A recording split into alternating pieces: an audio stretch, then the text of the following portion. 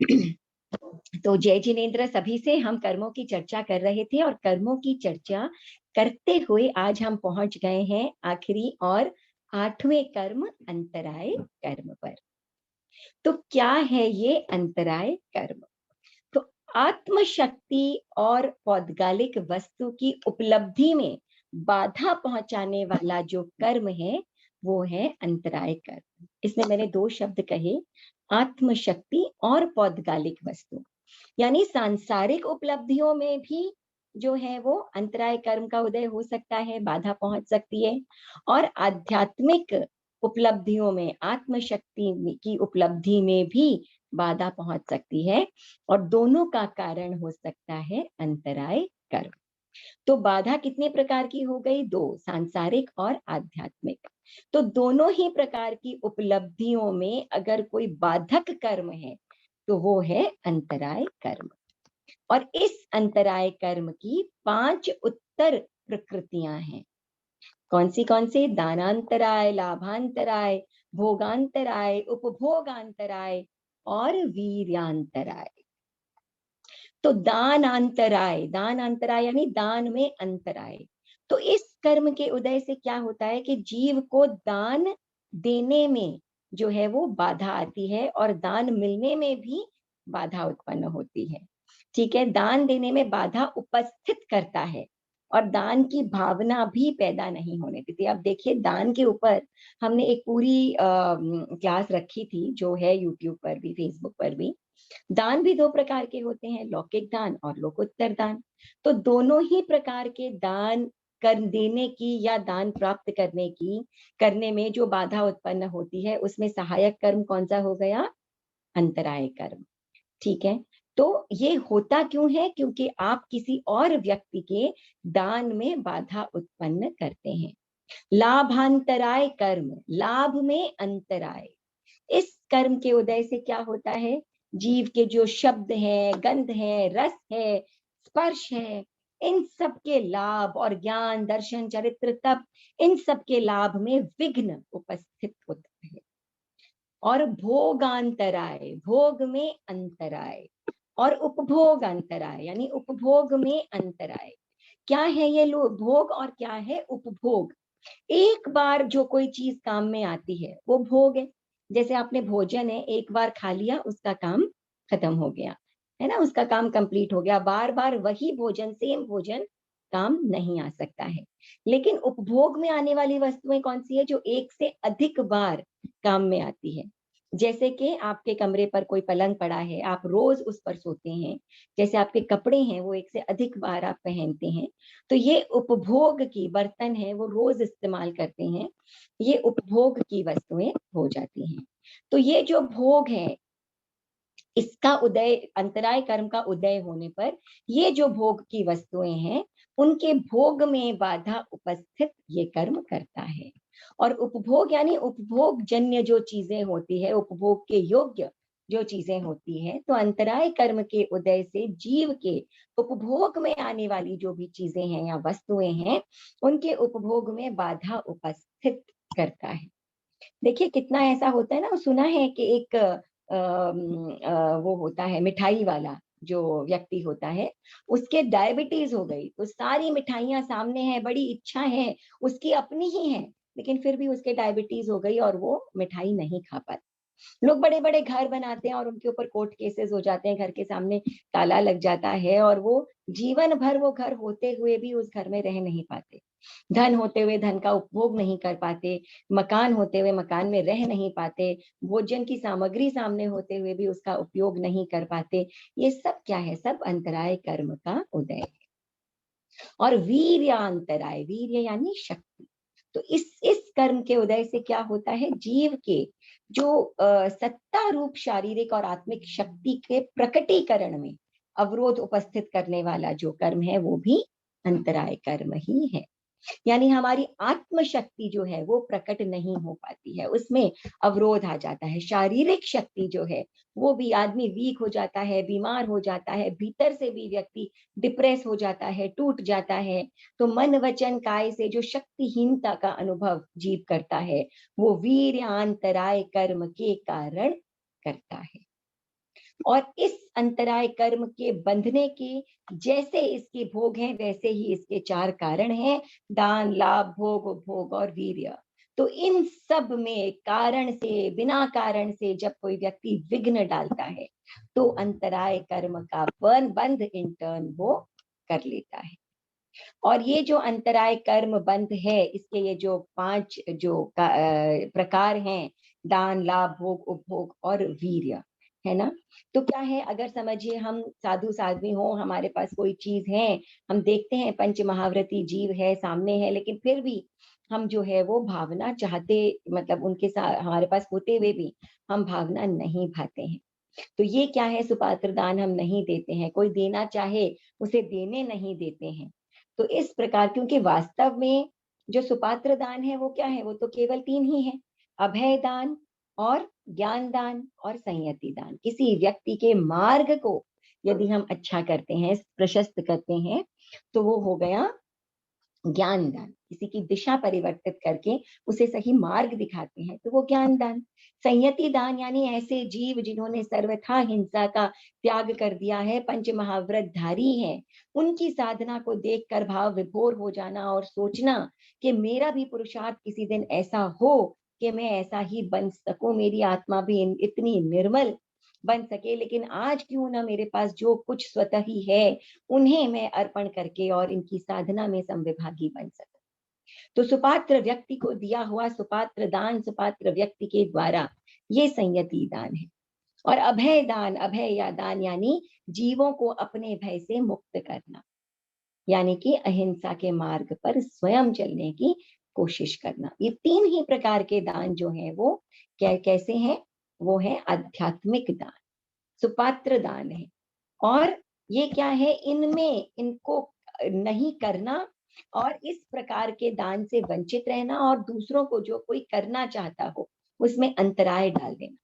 इसके अलावा सांसारिक दान में भी अंतराय डाल देना किसी के, तब भी व्यक्ति को जो है, आप कई बार आपने देखा होगा, गाड़ी में आप चल रहे हैं, कोई भिखारी आता है और आपके पास में बैठा हुआ व्यक्ति जो है कुछ देना चाहता है, आध्यात्मिक दान नहीं है, सांसारिक दान है, जो दे रहा है वो कर्मों का ही बंधन मोहवश कर रहा होगा। परंतु यदि आपने उस व्यक्ति को रोक दिया कि नहीं, ये दान तुम क्यों दे रहे हो, ये लोग कुछ काम धंधा तो करते नहीं है, बिजनेस बना रखा है, मत दो इसे, आपने रोक दिया, आपने क्या किया, अंतराय कर्म का बंध। तो इसको समझना बहुत जरूरी है कि जो कर रहा है वो आध्यात्मिक है या सांसारिक है, ये अलग बात है। वो उससे कर्मों का बंधन कर रहा है या नहीं कर रहा है, अलग बात है। अब बाद में उसे समझाएं कि क्या आध्यात्मिक है और क्या सांसारिक है, परंतु देते हुए उस समय उसे रोक देना। तो आप उस सांसारिक दान में भी अगर बाधक बन जाते हैं तो अंतराय कर्म का बंध कर लेते हैं।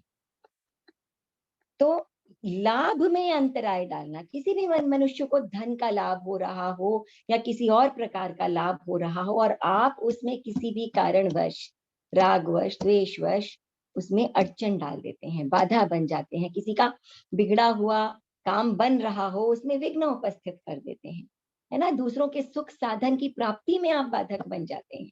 तो ऐसे अनेकों बाधाएं डालने से व्यक्ति सो भी रहा होता है नींद में और आप जगा देते हैं, उठ जाओ बहुत लेट हो गई। ठीक है, हम सांसारिक हैं, हमें करने पड़ते हैं कई काम, बच्चों को उठाना पड़ता है, सब कुछ करना पड़ता है, लेकिन ये ध्यान में रहे कि मैं सांसारिक जीव हूँ, आज भी गृहस्थ हूँ, तो मुझे करना पड़ता है, कई काम करने पड़ते हैं, लेकिन उसमें बहुत अधिक उसके अंदर घुस मत जाइए।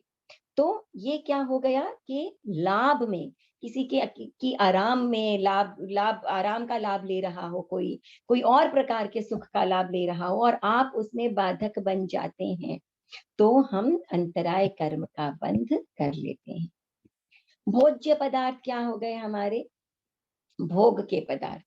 तो अब जैसे कोई भी पशु पक्षी आदि है, कुछ खा रहे हो, कर रहे हो और आप उन्हें उड़ा देते हो, भगा देते हो, तो ऐसा उनका भोजन छीन लेते हैं, ऐसा करने से भी किसी भोजन का तिरस्कार भी नहीं करना चाहिए। तो इस प्रकार की चीजें जब हम करते हैं तो हमारे जो है वो भोगांतराय कर्म का बंध हो जाता है। अब जो मतलब 2 कहानियां तो बहुत फेमस हमारे आगमों में आती है। एक आती है ढंढन मुनि की, तो ढंढन मुनि क्या थे, अपने पूर्व भाव में एक किसान थे, और राजा की आज्ञा से उन्होंने क्या किया कि खेती करवाई, और बड़ी मेहनत से। तो वहां 1000 या 1200 बैल और 500 या 600 जो है वो अन्य किसान काम करते थे। तो उनका हेड बन करके और तपती धूप में बड़ा उनसे काम करवाया। भूखे प्यासे वो बैल और वो किसान काम करते रहे। लास्ट में जब वो भोजन करने के लिए जाने लगे तो ढंढन मुनि ने कहा, नहीं अभी नहीं, अभी और काम करो। और भूख और प्यास से बिल्कुल जो वो जीव हैं वो त्रस्त थे। उसके बाद भी वो ढंढन मुनि के पूर्व भाव के इस ऑर्डर के कारण वो काम करते रहे, और करते रहे, इतने लोगों को उन्होंने भूखा रखा, इतने जीवों को उन्होंने भूखा रखा, उन जानवरों को भी भूखा रखा, जिसके कारण ढंढन मुनि ने जो है वो ऐसे अंतराय कर्म का बंध किया कि अब अगले भाव में श्री कृष्ण की एक ढंडना नामक रानी थी। उसके पुत्र के रूप में उत्पन्न हुए अरिष्टनेमी भगवान का व्याख्यान सुन करके, उनकी देशना सुन करके और प्रतिबोध मिला उनको, और वो जो है वो मुनि बन गए। मुनि तो बन गए, लेकिन ऐसा अंतराय कर्म का उदय हुआ कि जहां कहीं जाते उन्हें उन्हें भिक्षा का लाभ नहीं मिलता, तो भी समभाव से सहन करते। और अगर उनके साथ कोई दूसरा मुनि चला जाता, तो ऐसा भयंकर अंतराय का कर्म का उदय था उनके, कि वो उनके साथ जाता तो उस बेचारे दूसरे मुनि को भी भिक्षा नहीं मिलती, उसे भी आहार पानी नहीं मिलता। ऐसा कर्मों का उदय था दंडन मुनि के। लेकिन फिर भी बड़ा समता भाव उन्होंने रखा, भगवान से अपने इस पूर्व भाव के बारे में उन्होंने सुना, और बड़ा समता भाव भगवान ने एक बार जब श्री कृष्ण ने उनसे पूछा कि कौन सच्चा साधक मुनि है आपके इन साधुओं के इतने बड़े ग्रुप में, तो उन्होंने ढंढन मुनि का नाम लिया कि इस जीव ने जो है अलाभ की साधना कर ली है, कि लाभ नहीं मिला तो भी अलाभ के संयम की साधना, कि अलाभ होता है फिर भी मन में कोई भी रोष, कोई भी द्वेष, कोई भी राग, कोई भी भाव नहीं। तो भोग अगर हम ऐसा नहीं करते हैं, यानी भोग की वस्तुओं में बाधा डालना या ग्रसित हो जाना, ये हो गया अंतराय कर्म का उदय। उपभोग, उपभोग यानी ऐसी वस्तुएं जो बार बार उपयोग में आती हैं, जैसे मकान है, वस्त्र है, बर्तन है, आभूषण है। तो इनका उपयोग करते हुए देखकर ईर्ष्या के कारण अगर कोई जीव द्वेष के कारण विघ्न उपस्थित करे किसी के उपभोग में, है ना, किसी पति पत्नी में क्लेश कराने की कोशिश कर दे, तो अगर कोई भक्ति की साधना में बारे क्या करोगे, क्या फायदा, ये कर रहे हो तुम, है ना, मत करो, इस सारे में कौन सा कोई मोक्ष जाएगा, कोई नहीं जाने वाला, क्या इतनी इतनी समाइयां करनी है, पहले अपना घर संभालो। तो अनेकों प्रकार से जो जीव है वो बाधा उत्पन्न करता है। तो इस प्रकार उपभोग की वस्तुओं में बाधा उत्पन्न, चाहे वो क्या हो कि सांसारिक हो या आध्यात्मिक हो, ऐसे में जीव क्या करता है कि उपभोग अंतराय कर्म का बंध कर लेता है। और पांचवा है शक्ति अंतराय कर्म, वीर अंतराय कर्म।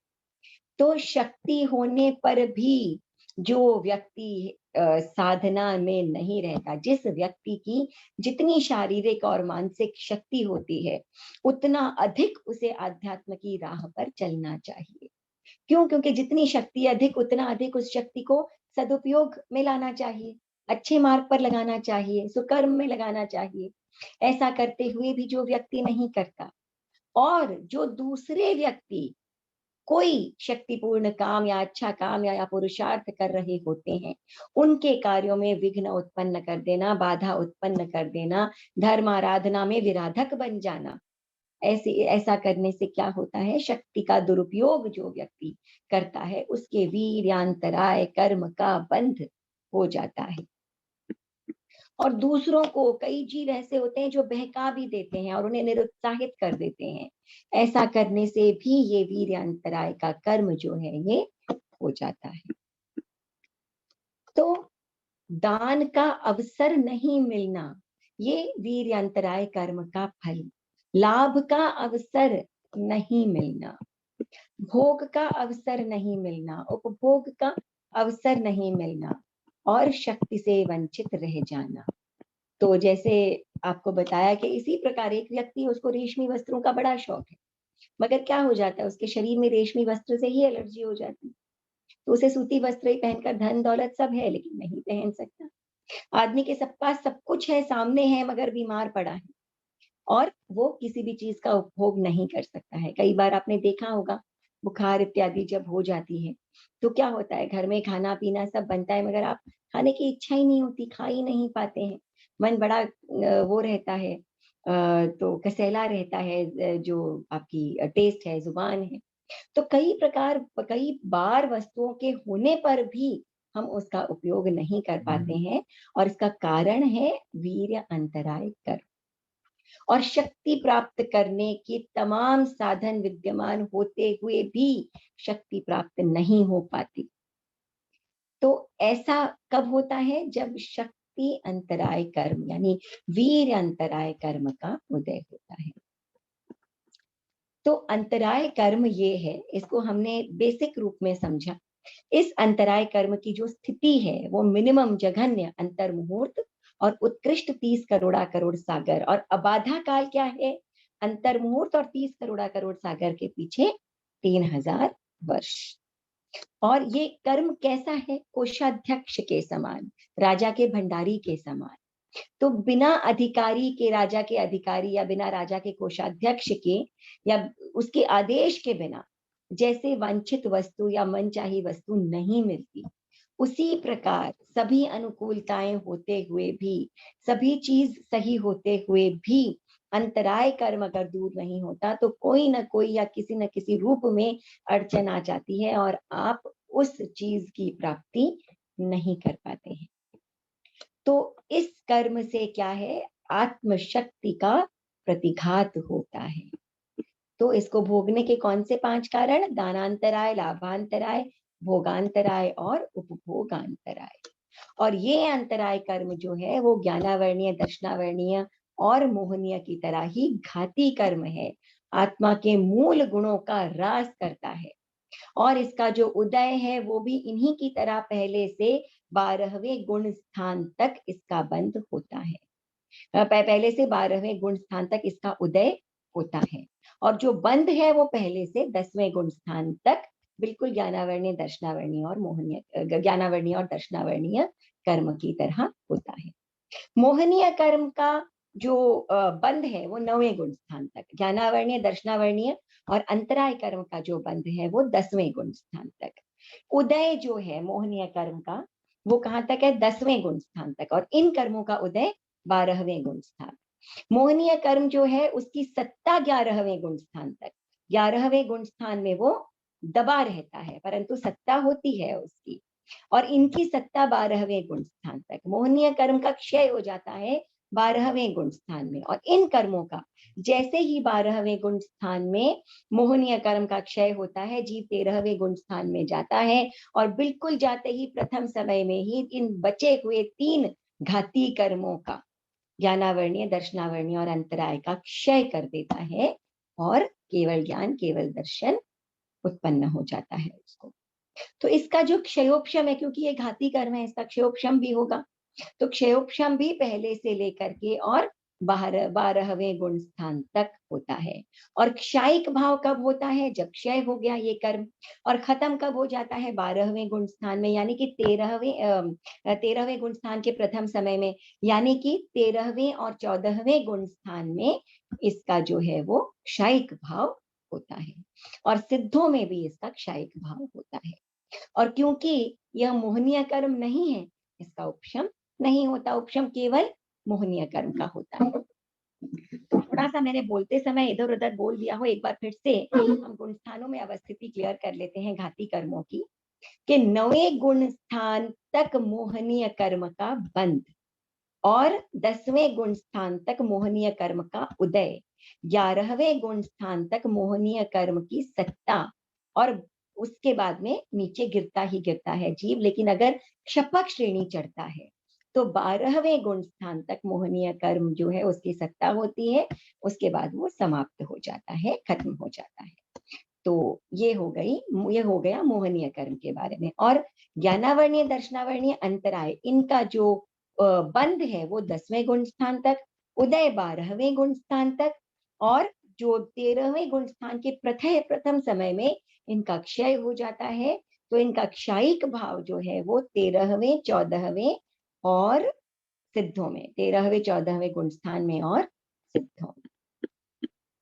तो अंतराय कर्म ना बंधे, तो किसी को दान देने में अंतराय ना डालें, सभी जीवों के प्रति दया का भाव रखना बहुत जरूरी है, तभी हम अभय दान की प्रैक्टिस कर सकें। कोई व्यक्ति अच्छा काम कर रहा हो, सुकृत्य कर रहा हो, उसको रोकना नहीं, उसके सुकृत्यों की भर्त्सना भी नहीं करनी चाहिए। तो ऐसा कभी कभी होता है कि हम पुरुषार्थ करते हैं, कोशिश करते हैं, लेकिन उसके बाद भी जो है वो हमें इच्छित वस्तु की प्राप्ति नहीं होती है। तो हमने अंतराय कर्म को बेसिकली जो एक शब्दों से या भाषा से हमने समझा, लेकिन किसी भी चीज को आगम वाणी भगवान की वाणी, और भगवान की वाणी क्या कहती है, आप अपने जीवन को कैसे बेहतर बना करके और इस संसार से निकल करके आध्यात्म के मार्ग पर चल सकें। तो अगर हम किसी चीज को अपने जीवन से रिलेट करके ना देख सके, तो वो केवल एक जानकारी के रूप में हमारे अंदर रह जाएगा, हम उसे अपने अपने जीवन में, अपने दर्शन में शामिल नहीं कर पाएंगे। तो हम इसी अंतराय कर्म को अपने डे टू डे लाइफ से हम जो है वो कनेक्ट करके और प्रैक्टिकली देखने की कोशिश करते हैं। तो अंतराय कर्म का मतलब क्या हो गया, अंतरणा राय, ये गूढ़ रहस्य अंतराय कर्म का। हम अंतराय कर्म को समझें, तभी तो हम कर्मों को समझने से खाली क्या होगा, कर्मों से दूर होना भी जरूरी है। तो जब तक हम उसे अपने प्रैक्टिकल लाइफ में देखेंगे नहीं, हम उससे दूर होंगे कैसे, उससे दूर कैसे होंगे। तो अंतराय यानी अंतरणा राय, अंतर की राय। तो अंतर की राय, हमारे अंदर एक बहुत बुरी आदत है, हर चीज में हमारे दिमाग को राय देने की बड़ी ही बुरी आदत है। हर चीज में हम अपनी एक राय बनाते हैं और वही राय हम लोगों को देते भी हैं, सुनाते भी हैं, चर्चा भी करते हैं। जनरली आदमी गॉसिप भी करता है। तो क्या करता है, ये आदमी ऐसा है, अरे देखो इसने कैसा कर लिया, इसे तो ऐसे करना ही नहीं चाहिए था, है ना। गॉसिप क्या है, हम अपनी राय ही तो प्रस्तुत कर रहे होते हैं इस व्यक्ति के बारे में, उस व्यक्ति के बारे में और अमुक चीज के बारे में। और हम क्या करते हैं, मन में भी कितनी हर एक चीज को लेकर के धारणा बना लेते हैं। अरे ये प्रधानमंत्री ऐसा है, वो व्यक्ति वैसा है, ये डॉक्टर ऐसा है, ये वकील तो ऐसे ही होते हैं। हर चीज, हर व्यक्ति, हर किसी के बारे में राय बना लेते हैं अपने मन में, है ना। ये मेरी बहू ऐसी है, इसको ऐसा नहीं करना चाहिए था, मेरे बेटा होकर के इसने ऐसा काम कर दिया। तो हर किसी व्यक्ति के बारे में हम अपने मन में जो है वो राय बनाते रहते हैं, जजमेंटल होते रहते हैं। और साथ ही क्या है, वचन से भी, हर किसी चीज में वचन से भी हम करते रहते हैं। अरे ये कपड़े क्यों पहने, तुम्हारे पास और कोई कपड़े नहीं थे पहनने के लिए। किसी व्यक्ति को पढ़ाई पर राय दे देते हैं हम, कि जब देखो दिन भर फोन को लेकर के या टीवी को लेकर, कंप्यूटर को लेकर बैठा रहता है, आंखें खराब हो जाएगी, पढ़ाई क्यों नहीं करते। व्यक्ति दिन भर पढ़ता रहे तो आप बोलोगे कि अरे दिन भर पढ़ते ही रहोगे, सोया भी करो, क्योंकि स्वास्थ्य भी बहुत जरूरी है आदमी को। आंखें खराब हो जाएगी, टाइम टेबल पूरा गड़बड़ हो रहा है। आदमी सो जाए तो आप कहोगे कि जब देखो सोते ही रहते हो, है ना। बिना पुरुषार्थ के तो आदमी आगे बढ़ ही नहीं सकता है। कहीं पर भी सेटिस्फैक्शन नहीं है। जिसको जहां जो करते हुए देखो, आप उसमें अपनी एक राय बना लेते हैं, और अपने वचन से, अपने मन से, अपने शरीर से अनेकों बार हम उस राय को लोगों के ऊपर थोपते भी रहते हैं, थोपते भी रहते हैं, है ना। अरे खाना अभी क्यों खाया, ये कोई समय है खाना खाने का, या अरे खा लो खाना, काम निपटे कम से कम, है ना। अरे नहा लो, काम निपटे कम से कम। ये सब होता है कि नहीं होता, हर चीज में अपनी एक राय बनाना और सामने वाले को अनकंफर्टेबल कर देना, असहज कर देना। और सिर्फ अपने, इन्हीं सब अपने वालों के साथ नहीं, सर्वेंट को हर समय राय दे देना, तुम्हें ऐसा नहीं करना चाहिए, वैसा करना चाहिए। वो धोबी आ गए, वो झाड़ू पोछा बर्तन वाली आ गई, उसको कुछ ना कुछ कह दिया, हस्बैंड को कुछ कह दिया, वाइफ को, हर समय हम अपनी राय बनाते रहते हैं और दूसरों पर थोपते रहते हैं। तो ये क्यों है हमारे अंदर, क्योंकि एक्सपेक्टेशन, हर चीज में उम्मीद है, उपेक्षा हम हर किसी दूसरे व्यक्ति से लगाते हैं। साधुओं के पास जाते हैं तो उनसे न जाने कैसी कैसी अपेक्षाएं ले लेकर के हम चले जाते हैं, और अपेक्षा नहीं होती पूरी तो उपेक्षा शुरू हो जाती है। देखो ये तो ऐसे हैं, ये तो वैसे हैं, हर किसी से हमारी अपेक्षाएं हैं, हर किसी से, हर चीज शर्तों पर करते हैं, हर चीज शर्त पर, ये ऐसा होना, ऐसा नहीं तो ऐसा नहीं होगा। क्यों हर समय ये एक्सपेक्टेशन, क्यों हर समय ये कंडीशन? अनकंडीशनल जीवन क्यों नहीं जी सकते हम? जीना आता नहीं है, और इसीलिए हर किसी के जीवन में अंतराय हम लगाते रहते हैं। ऐसा क्यों किया, वैसा क्यों नहीं किया, कितनी बार तो हम सोचते रहते हैं, सोचते रहते हैं। तो हमारी जो ये सोच है, जो ये कंडीशनल सोच है, शर्तों वाली, अपेक्षाओं वाली, उम्मीदों वाली, हर किसी से एक्सपेक्टेशन, इससे क्या होता है, हम अंतराय कर्म का बंध करते हैं। जीवन में स्वीकार भाव नहीं होता हमारे हमारे अंदर। तो ये तो देखिए स्थूल रूप से कैसे हम अंतराय कर्म दूसरों के जीवन में हर समय आप देखिए बाधा उत्पन्न कर। मैं मेरी बात मानो तो तुम्हें ऐसा नहीं करना चाहिए, ये मत करो, वो मत करो, हर समय, और मन ही मन तो न जाने कितना अंतराय हम लोगों के कामों में डालते रहते हैं। सूक्ष्म रूप से समझें तो सबसे अधिक अंतराय हम अपने खुद के ऊपर डालते हैं। आज हमारे पास संपूर्ण ज्ञान क्यों नहीं है? किसने बाधा उत्पन्न की? कौन बाधक बन करके खड़ा है हमारे संपूर्ण ज्ञान के सामने? हम खुद। कौन दर्शन बनकर खड़ा है हमारे संपूर्ण ज्ञान के सामने? हम खुद। कौन आनंद के, हमारे आनंद के आगे कौन खड़ा हुआ है? कौन हमें दुखी कर रहा है? हम खुद। और कोई कारण नहीं है, हम स्वयं दुखी हैं। अरे बच्चे पढ़ाई नहीं करते, हम तो दुखी हो गए। अरे मेरे हस्बैंड ने ये नहीं किया, मैं तो दुखी हो गई। मेरे मदर इन लॉ ने ऐसा कर लिया, मेरी डॉटर इन लॉ ने ऐसा कर दिया। अरे बिजनेस नहीं चलता, मैं तो दुखी हो गया। इतनी, अरे मैं तो पागल हूँ, मेरे तो वो ही खराब है, मेरी तो किस्मत ही खराब है, मेरे साथ तो ऐसा हो गया, वैसा हो गया। न जाने कितना कितना इंफीरियोरिटी कॉम्प्लेक्स अपने अंदर, और कितना कितना सुपीरियोरिटी कॉम्प्लेक्स हमारे अंदर। अपने आप को ही कितना कितना ज्यादा हम जज करते रहते हैं, भीतर ही भीतर एनालाइज करते रहते हैं, और अपने आप के सामने ही बाधा उत्पन्न करते रहते हैं। ऐसा नहीं हुआ, मुझे दुखी हो जाना चाहिए। मेरे आनंद में बाधक मैं स्वयं बन जाता हूँ। ऐसा हो गया, मुझे दुखी हो जाना चाहिए। अपने आनंद, किसने कहा है आपको दुखी हो? जहां जो कर्म बांधे हैं वो अगर सामने आ रहे हैं, आप अपना समभाव से पुरुषार्थ करते रहिए, आप अपना काम करते रहिए। आपका काम है पुरुषार्थ करना।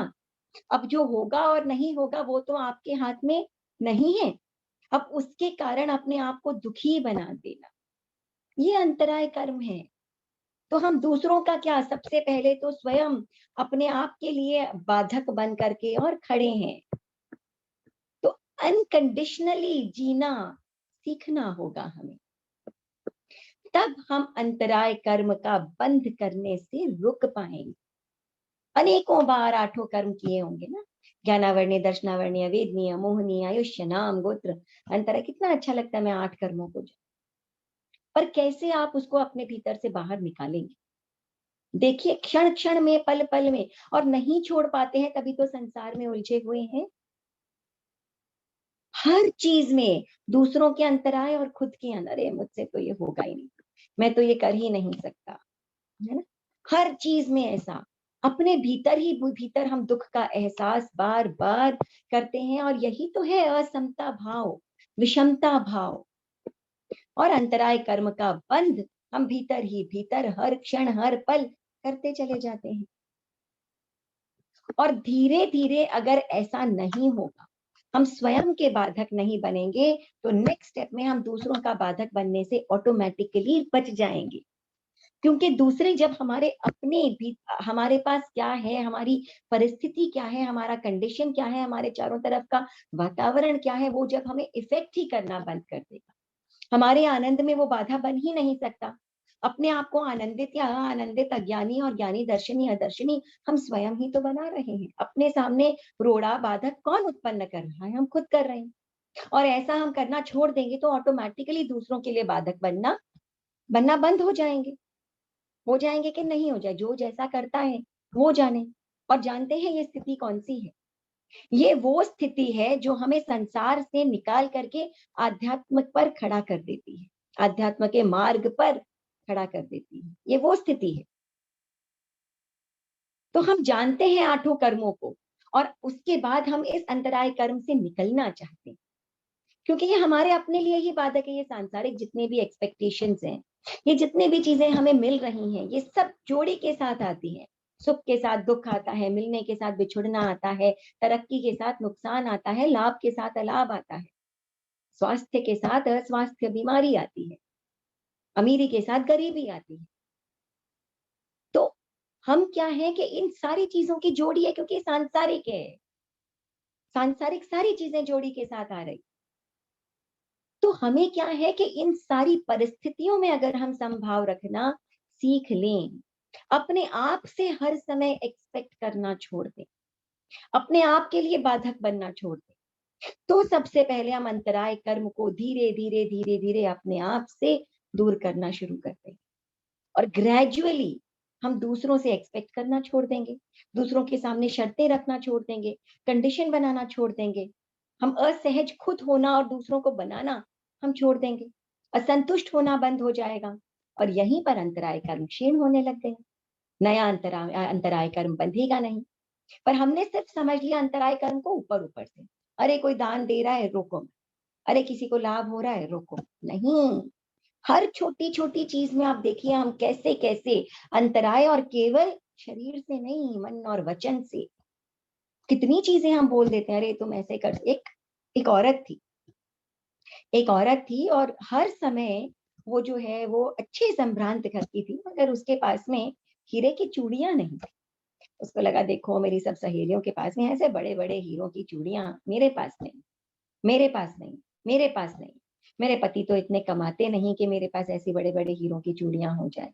मेरे पास तो पीछे से इतना धन नहीं, मैंने ही किसी का क्या बिगाड़ा था, न जाने कौन से कर्म उदय में आ गए। रे मेरे पास तो चूड़ियां नहीं, चूड़ियां हैं, चूड़ियां। एक दिन एक ऐसी औरत से मिली जिसके हाथ ही नहीं, हाथ ही नहीं थी। तो मुकम्मल जहां किसको मिलता है इस संसार में? किसी को भी नहीं। और आपके पास जो है, आप चाहे आप पुरुषार्थ करिए, निराशावादी नहीं होना है, आशा रखनी है, परंतु पुरुषार्थ करना आपका कार्य है, चाहे वो सांसारिक हो या आध्यात्मिक हो। मगर फल को सोच करके, देख करके या नहीं मिलने पर जो है वो दुखी हो जाना, विषमता में चले जाना, डिप्रेस हो जाना, इंफीरियोरिटी कॉम्प्लेक्स में चले जाना, दूसरों पर उसके भार को लाद देना, तुम्हारे कारण ऐसा हो, तुम ऐसे हो इसीलिए मुझे ऐसा दुख भोगना पड़ता है। अरे मेरे तो भाग्य ही खराब थे जो तुम्हारे साथ जुड़ गया। इस प्रकार की चीजें मन में आने, ये अंतराय कर्म। हम सबसे पहले अपने सामने, अपने आनंद के सामने हम जो है वो बाधक बन करके खड़े हो गए हैं। अंतराय कर्म का उदय तो है ही, अंतराय कर्म का बंध भी कर रहे। तो सूक्ष्म रूप में इसको समझना बहुत जरूरी है। और जहां ये अपेक्षाएं खत्म हो जाएंगी, खत्म होने लगेंगी, जहां ये शर्तें खत्म होने लगेंगी, आप देखेंगे वहां कुछ नहीं है, सामने सपाट रास्ता आध्यात्म का है। बिल्कुल दूर नजर आएगा बिल्कुल कि मोक्ष मार्ग कहीं है जिस रास्ते पर मैं चल पड़ी हूँ। ये बिल्कुल सही बात है कि इस पांचवें आरे में ऐसी परिस्थितियां नहीं है कि व्यक्ति मोक्ष जा सके, परंतु आंशिक मोक्ष तो यहाँ भी है। एक दिन अचानक किसी जन्म में कोई जादू नहीं होने वाला। ये छोटी छोटी छोटी छोटी चीजें हमें उस आंशिक मोक्ष तक पहुंचा देंगी, जो एक दिन वास्तव में हमारे सारे कर्मों को क्षय करके और मोक्ष की प्राप्ति में साधक बन सकेगा। तो ये अंतराय कर्म है, इसको हम समझें, जागरूक बने और क्षण क्षण में, पल पल में जो है वो हम इस अंतराय कर्म से बचने का प्रयत्न करें। आनंद हमारे अपने भीतर का है, हर छोटी छोटी चीज में इस आनंद को ना खोएं। बीमार हो गया आदमी, तकलीफ हो रही है, हो तो रही है, अब क्या हो सकता है? कोई कर्म उदय में वेदनीय उदय में आ गया, तकलीफ हो रही है, हो रही है, लेकिन आपने क्या किया? बार बार अपने आनंद में भी विघ्न डाल दिया। समता भाव से उसको सही है, भीतर के आनंद को अनुभव करिए। अरे इस व्यक्ति ने तो मेरी सेवा भी नहीं की, मैंने इसके लिए कितना कितना किया, अब देखो मेरे साथ ऐसा है, इसीलिए हो गया क्योंकि कोई मेरा ध्यान नहीं रखता। मैं तो इतना काम करती हूँ इसीलिए बीमार पड़ गई। अपने आनंद में हम स्वयं बाधक बने, अपने ज्ञान में, अपने दर्शन में अपने आप को स्ट्रांग बनाना होगा, और इस अनकंडीशनल जीवन को हमें जीना पड़ेगा। तभी हम इस अंतराय कर्म से बाहर आने की कोशिश कर सकते हैं। तो ऋषभनाथ भगवान के साथ क्या हुआ था? ऋषभनाथ भगवान पहले, आदिनाथ भगवान, माँ के गर्भ से अवधि ज्ञान होता है अगर लगाएं तो। मगर उस समय क्या हुआ, जब वो लोगों को खेती सिखा रहे थे, उन्होंने छींकियां बंधवा दी थी जो बैलों के मुंह में, क्योंकि बैल सारा खेत चर जाते थे। बंधवा तो दी लेकिन वापस खुलवाना भूल गए। लोग भूले थे। उन्होंने सोचा कि बैल इस प्रकार तो मर जाएंगे, कुछ खा ही नहीं रहे। वापस आए ऋषभनाथ प्रभु के साथ के प्रभु, ये बैल तो भूखे मर जाएंगे, कुछ खा ही नहीं रहे, चारा उठा ही नहीं रहे। तब ऋषभनाथ भगवान को रियलाइज हुआ, उन्होंने देखा अवधि ज्ञान से कि छींकियां तो अभी तक बंधी हुई है सबके मुंह पर। और उनको बड़ा उस समय तकलीफ, उन्होंने कहा अरे छींकियां खोलो तुरंत जा करके। पर कितने समय तक जो बैल है वो भूखे रहे। तो ऋषभनाथ भगवान जब उन्होंने संसार को छोड़ करके और आध्यात्म के सांसारिक मार्ग को छोड़कर आध्यात्मिक मार्ग पर कदम रखे, तो उन्होंने मौन व्रत धारण कर लिया। जहां जाते लोग उनको हाथी घोड़े तरह तरह के गहने कपड़े भेंट करते, मगर किसी को भी ये नहीं समझ में आता कि बाबा जो है वो भूखे हैं, उन्हें आहार की आवश्यकता है, जल की आवश्यकता। और 1 वर्ष से अधिक इस अंतराय कर्म का उदय होने पर ऋषभनाथ भगवान, हमारे इस अवसर्पिणी काल के पहले तीर्थंकर को भी जो है वो भूखा रहना पड़ा। तो हमारे भी अंतराय कर्म का उदय आ सकता है, लेकिन समता का भाव रखना और उस समय भी दूसरों पर दोषारोपण नहीं करना और स्वयं इस अनकंडीशनल जीवन को जीने की कोशिश करना बगैर शर्तों और अपेक्षाओं की। ये वास्तव में आनंद का और मुक्ति के मार्ग पर चलने वाला जो साधना का जो मार्ग है। तो हमने स्थूल रूप में, सूक्ष्म रूप में अंतराय कर्म को समझने की कोशिश की आज। अब कुछ आप पूछना चाहें तो पूछ सकते हैं।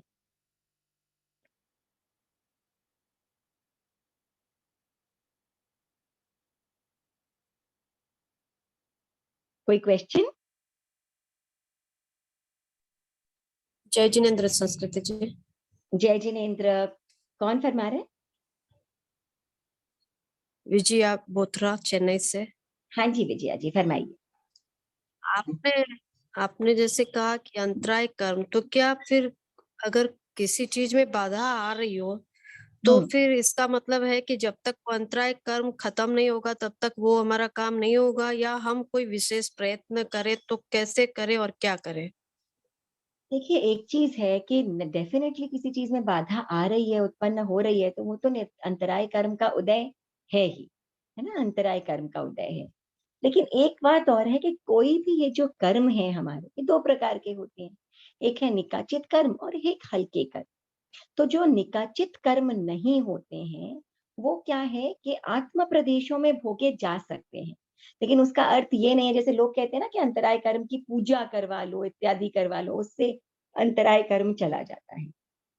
तो मुझे नहीं मालूम ये कैसी मान्यता है, लेकिन कर्म तो जिसने भोगे हैं उसे ही काटने होंगे। अगर वो निकाचित नहीं है तो आत्म प्रदेशों में भोग कर काटने होंगे, और अगर निकाचित है तो उसे बिल्कुल स्थूल रूप में भोग करके काटने होंगे, फल रूप में भोग करके काटने होंगे।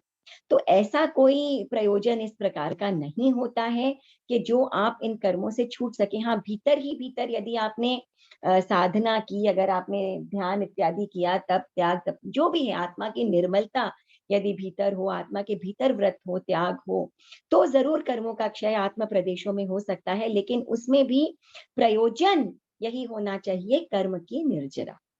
और कोई प्रयोजन नहीं होना चाहिए, नहीं तो आपने निहाड़ा ले लिया, वहां तो और कर्मों का बंध है।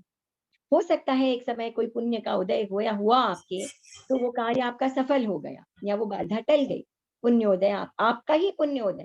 लेकिन कितना कितना पुण्य आप उस समय वहां पर खर्च कर देंगे, है ना, कौड़ियों के भाव में इतने इतने पुण्यों को बेकार कर दे, नहीं तो किसी अच्छे काम में वो लग सकते थे। तो क्या इसका अर्थ है कि अगर कोई स्वाध्याय या पढ़ना चाहे और उसके अंतराय है और वो पढ़ना चाहे लेकिन पढ़ ही नहीं पाता है, कोशिश भी करता है, तो क्या इसका मतलब वो नहीं पढ़ पाएगा जब तक उसका अंतराय खत्म न हो? ऐसा नहीं है, आप कभी भी ये मत देखिए कि बाधा क्या है। आप अपना काम करिए। कोई व्यक्ति होता है, हर एक की एक लिमिट होती है, लेकिन एक बात जरूर है कि आत्मा की निर्मलता की लिमिट नहीं होती है ना। हो सकता है आपने 2 गाथे याद किए, 2 ही याद हो पाते हैं, नवकार मंत्र छोड़ करके आगे याद ही नहीं हो पाता। लेकिन कोई जी, दूसरा व्यक्ति ऐसा है, वो ग्रंथों के ग्रंथ पढ़ लेता है और उसे सब याद रहता है। तो ठीक है, अपने अपने जी, ज्ञानावर्ण का उदय है, नहीं है, पर आत्मा की निर्मलता तो किसी किसी किसी की रोक नहीं हो सकती है उस पर, है ना? ज्ञान पर बाधा हो सकती है, किसी चीज की प्राप्ति पर आधा, शक्ति संपन्नता पर बाधा हो सकती है, परंतु जो आपके आत्मा की निर्मलता है, वो किसी से भी बढ़ करके हो सकती है। और मेन सबसे इंपॉर्टेंट जो है, वो यही आत्मा की ऋजुता है। इसको बरकरार रखिए, बनाए रखिए।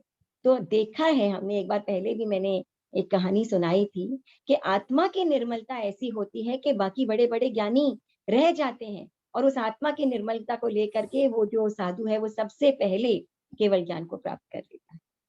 तो ये ध्यान रखिए कि कोई बात नहीं, आप अपने कार्य को करते रहिए। एक गाथा याद हुई और बड़ी इच्छा है मन में, एक और गाथा याद हो गई, किसी दूसरे से, तीसरे से, चौथे से क्या कंपटीशन है हमारा?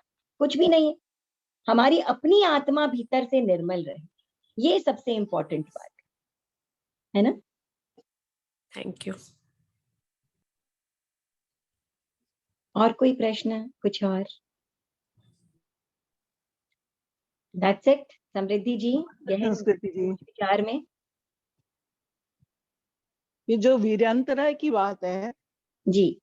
ऐसा सुनने में सुना हुआ है, याद आ रहा है कि हम्म। स्त्री का गोपन ना करें। आवाज ब्रेक हो गई सर, समझ में नहीं आया क्या? शक्ति का गोपन ना करें। क्या ना गोपन करे? करने से, गोपन गोपन, अच्छा, शक्ति को छुपाए ना। हाँ, अच्छा, उससे उससे भी क्या वीर्यांतरा एक बंद होता है? किस प्रकार की शक्ति का गोपन ना करें?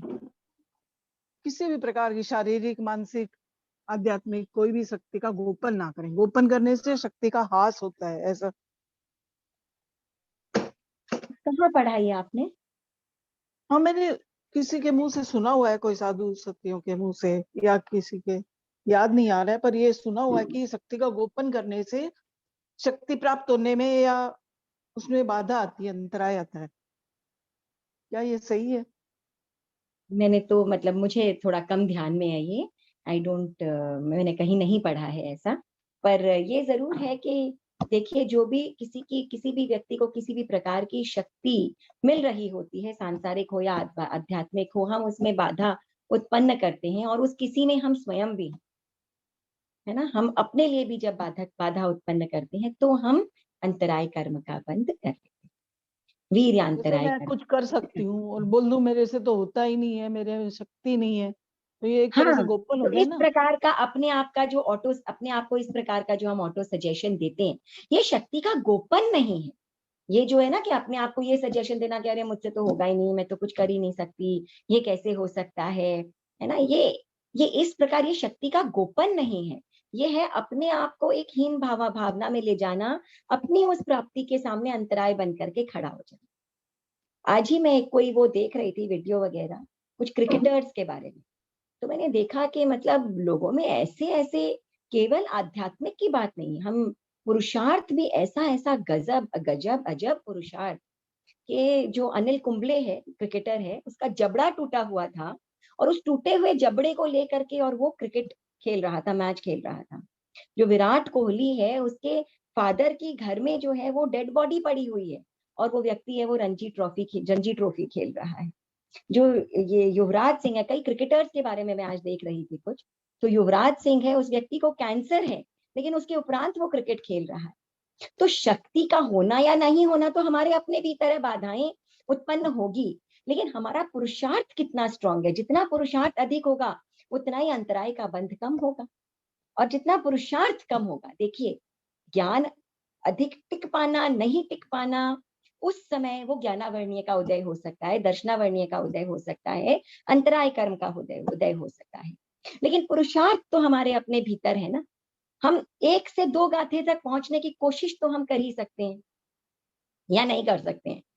तो जहां जहां जितना जितना पुरुषार्थ अधिक, उतना उतना अंतराय कर्म बंध कम, और जितना जितना पुरुषार्थ कम, उतना उतना अंतराय कर्म का बंध अधिक। यहाँ हो सकता है आपकी जो ये गोपन वाली जो थियोरी है, वो किसी तरह से फिट हो जाए यहाँ पर, क्योंकि पता नहीं ना किसी ने किस ये रूप तो में शायद कब क्या कहा हो। महाप्रज्ञ हाँ, जी की कोई पुस्तक में था हो सकता है। कि शक्ति तो का गोपन ना करें। ठीक है, तो इसका मतलब हो सकता है वो यही फरमाना चाहते हो कि हम जो है अपने भीतर के पुरुषार्थ को हम सुप्त अवस्था में ना रखें, उसे जागृत रखें। इसको हम इसी अर्थ में समझने का प्रयत्न करें, है ना? जी, जी, राइट। और धन्यवाद। कुछ? जी। फूफू जी ऐसे तो अपने हर पल हर क्षण है ना अंतराय कर्म का बंध बांधते ही है अपने, जब तक सांसारिक धर्म निभा रहे हैं तब तक। हाँ, हम अंतराय कर्मों का बंधन तो हर समय हो ही रहा है। हमें क्या लगता है, हम एक समय हमने जाकर झूठ बोल दिया, तब कर्मों का बंध हुआ। वो तो हमारी नजर में कर्मों में बंध हुआ। आत्मा तो हर समय प्रमाद में है, हर समय जो है क्रोध, मान, माया, लोभ, कषाय युक्त आत्मा है, कषाय मुक्त कहाँ है? तो नहीं मेरे प्रयत्न हमारा क्या बच्चों है? को कॉलेज के लिए या स्कूल के लिए बोल के सोते हैं, अम्मा उठा देना मेरे को, अब वो तो बोल के ही सोए मेरे को उठा देना। मैं वही कह रही हूँ समृद्धि, हम तो गृहस्थ हैं, हमें बहुत सी चीजें करनी पड़ती हैं, है ना? लेकिन तो भी आप कोशिश करो, बच्चों को भी आप कहो आप अपना अलार्म लगा करके सो, है ना? अलार्म लगा के तो सो ही सकते हैं ना, आजकल तो सब बच्चों के पास फोन है। वो अपना अलार्म लगा कर क्यों नहीं सो सकते हैं? है ना? क्यों आप किसी की नींद में बाधा डालना चाहते हो, या बच्चों के पीछे पड़े रहना, अरे नहा लो नहा लो नहा लो नहा लो। कैसे? ये तो खैर अंतराय कर्म नहीं, लेकिन एक कितने कितने जल काय की हिंसा का निमित्त तो आप बन ही जाते हैं। तो हर चीज में हम कोशिश करें, और क्या होता है, हम जैसे जैसे जैसे जैसे अलग थलग हर चीज से होते चले जाते हैं, हम देखेंगे कि ऑटोमेटिकली हम संसार से विलग और आध्यात्म की तरफ बढ़ते चले जाते हैं। और यही तो बात है ना, हमारे स्वाध्याय का लक्ष्य क्या है? लक्ष्य तो यही है कि अंदर का पुरुषार्थ इतना स्ट्रांग बने, अंदर के भाव इतने स्ट्रांग बन जाएं कि एक दिन ऑटोमेटिकली जो है वो हमें संसार में जो है वो इंटरेस्ट कम हो जाए, और आत्मा में इंटरेस्ट हमारा बढ़ जाए, बहिर्मुखी से अंतर्मुखी बन जाना। यही तो लक्ष्य है, और ऐसा ही होगा ये, या नहीं? तो एक बात जरूर है, मैं आप लोगों को जरूर कहूंगी, आज अंतराय कर्म की हम बात कर रहे हैं। देखिए, ऐसी गलती मुझसे भी हो जाती है, ऐसा नहीं है कि मैं नहीं करती हूँ। समृद्धि भी मेरे साथ बैठी हुई है। हम एक लक्ष्य आज बनाएं कि हम किसी व्यक्ति की उसके मुंह के ऊपर तारीफ करें या ना करें। जब कोई व्यक्ति मिलता है तो हम कहते हैं ना, अरे आप तो खाना बहुत अच्छा बनाते हैं, अरे रे रे आपकी तो बात ही क्या है, अरे आप सुंदर बहुत हैं, आप में ज्ञान इतना है, हम व्यक्ति की तारीफ करते हैं। तो हम किसी व्यक्ति के मुंह पर तारीफ करें या ना करें, पीठ पीछे उसकी बुराई नहीं करें। क्या ये ले सकते हैं प्रण? हम कोशिश कर सकते हैं कम से कम। कोशिश डेफिनेटली। कर सकते हैं, मुश्किल किसी है। के सामने उसकी तारीफ करना इतनी इम्पोर्टेंट नहीं है जितना पीठ पीछे उसकी बुराई करने से बचना बहुत मुश्किल है पर कोशिश जरूर करेंगे। है। ये कोशिश आज हम आपने ये करते जगा हैं। दिया। अनजाने में बहुत बुराइयां करते थे, कर देते बहुत हैं लोगों को, हाँ बहुत लोगों और को कितना टॉर्चर हम भी कर खुद ही देते हैं। जज करते हैं, अरे ये ऐसा वो ऐसा, देखो इसको तो ऐसा हम्म, नहीं करना चाहिए। कितना कितना हम सोच लेते हैं और एक दूसरे के साथ शेयर कर लेते हैं, है ना? बहुत बहुत। कोशिश करें हम कम से कम। हम्म, शुचि जी, आपने हाथ उठाया हुआ है, कुछ पूछना चाहते हैं आप? हाँ, मैं ये बोलना चाहती थी कि जैसे बच्चे हैं, अब शाम पड़ी बिस्किट के डब्बे पे हाथ डालते हैं, भुजिया का डब्बा पे हाथ डालते हैं। मेरे हस्बैंड को शुगर है, कहीं ना कहीं मैं टोकती हूँ, सुनो ये मत खाओ, सुनो ये नहीं, बस अब बहुत हो गया। फिर इसको मैं अब how do I stop this? If I don't stop, what's the solution? जी, शुचि जी, ऐसा है कि अंतराय कर्म का बंध तो नेचुरली हो ही रहा है आपको, क्योंकि आपने किसी के भी किसी चीज की प्राप्ति में बाधा डाली, तो अंतराय हाँ, कर्म तो आपके लग ही रहा है। लेकिन ये जरूर है दैट आप ये सोचे कि भाई मुझे बहुत जरूरी है बोलना, इसीलिए मैं बोल रही हूँ, और सामने वाले को समझाइए कि मैं बार बार तुम्हें टोकती हूँ तो कितना हाँ, मेरे अंतराय कर्म लगता है, बनता है। क्यों मुझे बार बार आप लोग ऐसा मौका देते हो कि मुझे अंतराय कर्म का बंध करना पड़ता है? So, I mean, it should be self-explanatory to you and to the person in front of you also. तो उनको भी समझाइए और खुद भी ये सोचिए कि ठीक है, गृहस्थ हूँ, मेरी कई जिम्मेदारियां हैं, तो मुझे करना पड़ता है, बोलना पड़ता है। लेकिन ठीक है, अंतर मन से मैं किसी के सुख में बाधा वास्तव में पहुंचाना नहीं चाहती हूँ, उसके भले के लिए ही मैं उसे कहना चाह रही हूँ, बस इतना ही है। बाकी देखिए, जो बंध रहा है वो तो बंध ही रहा है, और अंतराय तो लगाई ही है आपने। बच्चों को, सोच बीमार नहीं आदमी को सकते, कहना तो करना पड़ता है पड़ता ना। है, बिल्कुल आई अंडरस्टैंड। और देखिए, है तो मोहनीय कर्म ही ना, आप क्यों उसे टोक रहे हो, क्यों उसे रोक रहे हो? शुरुआत तो मोहनीय कर्म से ही है ना। कि मेरा हाँ, पति है उसकी exactly. डायबिटीज ना बढ़ जाए, या मेरे बच्चे हैं उनका पेट खराब ना हो जाए, है ना, मेरे बच्चे जो हैं वो आगे असफल ना हो जाए, सुबह सुबह उठा दो इनको, है ना, डिसिप्लिन में घुस जाए ताकि आगे जाकर सफल बने। तो है तो ये शुरुआत मोहनीय कर्म से ही है, और सब आपस में इंटरकनेक्टेड है ना। और ये Yeah. मोहनीय कर्म क्या करता है, अंतराय कर्म को जगह दे देता है, बिल्कुल, isn't it? That's तो true. All this is a part of life, लेकिन ये जरूर है कि हम जितना इसमें हल्कापन रखें वो कोशिश तो हम कर सकते हैं कम से कम। कितनी Isn't बार it? सोचती हूँ नहीं बोलूं, पर वो अंदर ही अंदर है ना, बहुत फील होता है कि इनको पर एक नहीं चीज खाना जरूर है चाहिए, आप क्योंकि खा देखिए, रहे हैं। अगर आपकी बात कोई सुन ही नहीं रहा है तब डेफिनेटली आपको बोलना छोड़ देना चाहिए। देखिए, हम तभी तक बोलें जब तक उससे कोई प्रयोजन सिद्ध हो, एटलीस्ट, है ना, चाहे वो सांसारिक ही क्यों ना हो। लेकिन अगर प्रयोजन भी सिद्ध नहीं हो रहा है और आप अंतराय भी डालते जा रहे हैं, ऐसा कम संस्कृति से कम हम करने से बचें। कुकुर यस जी, आप समृद्धि। 4 बार बोलते हैं ना, तब बच्चे या हस्बैंड 1 बार सुनते हैं। मेरे भी हस्बैंड को डायबिटीज है। अगर मुझे पता है मैं 4 बार बोलूंगी और तो भी वो 4 बार नहीं सुनेंगे, तो कम से कम थोड़ा वो 4 बार बोलूंगी तो शायद 1 बार उनके वो समझ में आ जाए। तो वो I know, that's प्रयास true. करते रहना पड़ता है ना। अगर प्रयास छोड़ दिया तब सब चीज के लिए फ्रीडम हो और जाएगा। आप जानते हो ना, ये मेरा सांसारिक कर्तव्य है, मैं संसार में हूँ, तब तक मुझे निभाना पड़ेगा, है ना। ये राइट? सोच के एक सांसारिक कर्तव्य समझ करके करिए। ऐसा नहीं कि अरे इस आदमी ने तो मेरी बात ही नहीं सोची, अब भुगतने दो जैसा, ये सब नहीं, ऐसे भाव तो नहीं आते ना मन में। तो गुड इनफ, गुड इनफ, है ना। ठीक है, तो हर चीज पे बस ठीक है, आत्मा की निर्मलता बनी रहे, बस ये इम्पोर्टेंट है। भीतर से एक भारीपन का एहसास ना हो, ये इम्पोर्टेंट है ना। राइट। चलिए, जो ब्यूटीफुल मतलब हम उसके भले के लिए बोले, लेकिन फिर भी कर्म बंद तो होगा, एंड सामने वाला बुरा नहीं भी माने। कर्म बंद तो होगा ना, क्योंकि शुरुआत ही मोहनीय कर्म से हो गई है। और सामने वाला चाहे बुरा नहीं भी माने, अपने हस्बैंड को बोल रहे हैं, पड़ोसन के हस्बैंड को तो नहीं बोलेंगे चीनी मत खाइए। अरे भाई साहब, एक रसगुल्ला ले लीजिए ना, आधे से क्या फर्क पड़ता है। बोलते हैं कि नहीं बोलते हैं। आपके घर जब आए हुए हैं, उसकी वाइफ बोल रही है अरे इन्हें डायबिटीज है, मत खाने दो। अरे इतना सा ले लीजिए, इतने में क्या फर्क पड़ता है। क्यों? शुरुआत तो उससे मोहनीय कर्म नहीं है। अपने हस्बैंड को टोक रहे हैं आप, उसको रसगुल्ला बड़ा पसंद है तो भी नहीं खाने दे रहे हैं, है ना।